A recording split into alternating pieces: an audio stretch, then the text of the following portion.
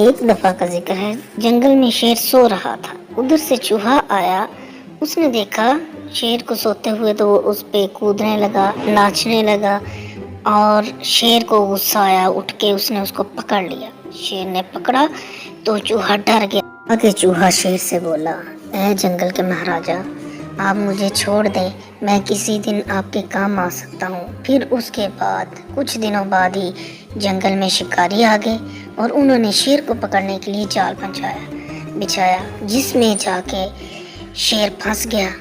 اب شیر کے لیے کوئی راستہ نہیں تھا، شکاریوں نے اس کو قابو کر لیا تھا۔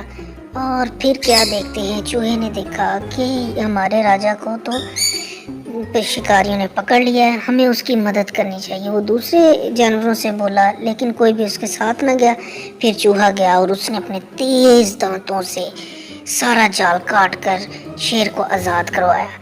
شیر آزاد ہو کر بہت خوش ہوا اور خوش ہو کے اس نے چوہے کے ساتھ دوستی کر لی اور دونوں ایک دوسرے کے ساتھ ہنسنے لگے اور شیر نے چوہے کا شکریہ ادا کیا اور شیر اچھلنے لگا، چوہا اچھلنے لگا، کودنے لگا۔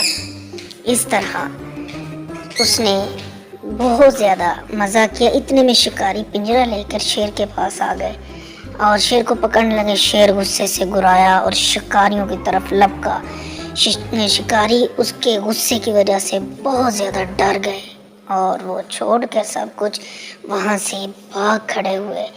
شیر ان کے پیچھے گیا اور پھر اس نے چوہے کو شکریہ ادا کرتے ہوئے اس کو بولا کہ احسان کا بدلہ احسان، جب آپ احسان کرو